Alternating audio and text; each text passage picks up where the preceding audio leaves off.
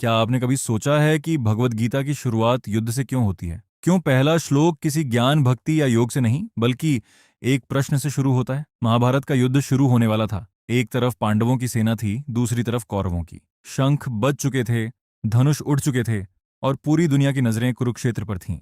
लेकिन उसी समय हस्तिनापुर के महल में बैठे अंधे राजा धृतराष्ट्र ने संजय से एक प्रश्न पूछा। धर्म क्षेत्रे कुरुक्षेत्रे समवेता युयुत्सवा मामका पांडवाश्चैव किम कुर्वत संजय। अर्थात, हे संजय, धर्मभूमि कुरुक्षेत्र में युद्ध की इच्छा से एकत्र हुए मेरे और पांडु के पुत्रों ने क्या किया? सुनने में यह एक साधारण प्रश्न लगता है, लेकिन इसके अंदर जीवन बदल देने वाला रहस्य छिपा हुआ है। धृतराष्ट्र कौन है? धृतराष्ट्र केवल एक राजा नहीं था, वह अंधा था। सिर्फ आंखों से नहीं, बल्कि मोह से भी अंधा था। वह सत्य जानता था कि उसके पुत्र अन्याय कर रहे हैं, लेकिन पुत्र मोह ने उसे सत्य स्वीकार नहीं करने दिया। और यही हमारे जीवन की पहली सीख है। कई बार हम भी धृतराष्ट्र बन जाते हैं। हमें पता होता है कि हमारी आदतें गलत हैं, आलस्य गलत है, टाल मटोल गलत है, नकारात्मक सोच गलत है, लेकिन हम उन्हें छोड़ नहीं पाते। क्यों? क्योंकि हम मोह में बंधे हुए हैं। कुरुक्षेत्र क्या है? बहुत से लोग सोचते हैं कि कुरुक्षेत्र केवल हरियाणा में स्थित एक युद्ध भूमि थी, लेकिन गीता हमें बताती है कि कुरुक्षेत्र हर इंसान के जीवन में मौजूद है। जहां संघर्ष है, वहीं कुरुक्षेत्र है। जहां निर्णय लेना है, वहीं कुरुक्षेत्र है। जहां सही और गलत के बीच लड़ाई है, वहीं कुरुक्षेत्र है।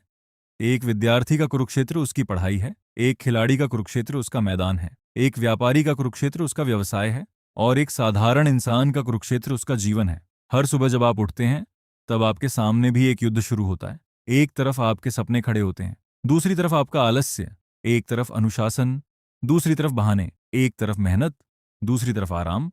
और फैसला आपको करना होता है कि जीत किसकी होगी। धर्मक्षेत्र क्यों कहा गया?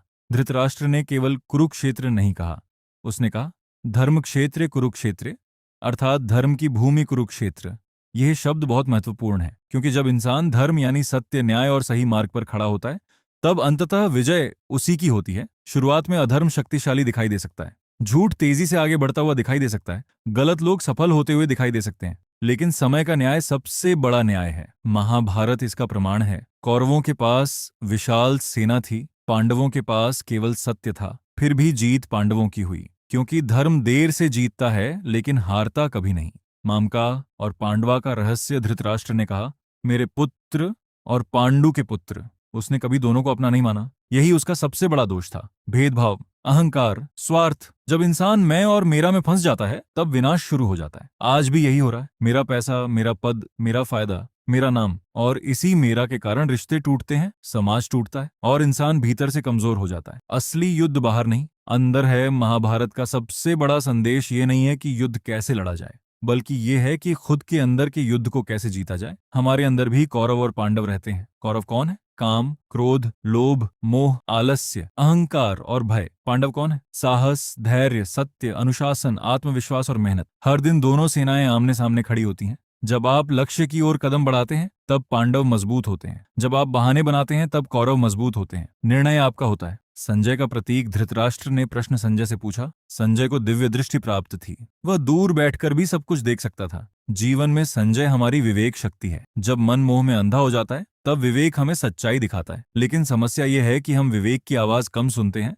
और इच्छाओं की आवाज ज्यादा। यदि जीवन में सही निर्णय लेने हैं, तो अपने अंदर के संजय को जगाना होगा। आज के युवाओं के लिए संदेश, आज का सबसे बड़ा युद्ध तलवारों से नहीं लड़ा जाता, यह युद्ध मोबाइल स्क्रीन पर लड़ा जाता है। एक तरफ लक्ष्य है, दूसरी तरफ अंतहीन स्क्रॉलिंग। एक तरफ किताब है, दूसरी तरफ मनोरंजन। एक तरफ भविष्य है, दूसरी तरफ तत्काल सुख। जो इस युद्ध को जीत लेता है, वही जीवन में आगे बढ़ता है। याद रखिए, सफल लोग अलग काम नहीं करते, वे अलग निर्णय लेते हैं। अध्याय 1 की सबसे बड़ी सीख, भगवद गीता का पहला अध्याय हमें यह नहीं सिखाता कि कैसे जीतना है, यह सिखाता है कि पहले अपने युद्ध को पहचानो, क्योंकि जब तक समस्या दिखाई नहीं देगी, समाधान भी दिखाई नहीं देगा। अर्जुन को भी आगे चलकर ज्ञान तभी मिला जब उसने अपनी कमजोरी स्वीकार की, और यही महानता है। कमजोरी छिपाने में नहीं, उसे पहचान कर सुधारने में। पावरफुल कंक्लूजन दोस्तों, हर इंसान के जीवन में एक कुरुक्षेत्र आता है, जहां उसे अपने डर से लड़ना पड़ता है, अपनी असफलताओं से लड़ना पड़ता है, अपने आलस्य से लड़ना पड़ता है। और उस समय याद रखिए, आपके अंदर भी पांडव हैं,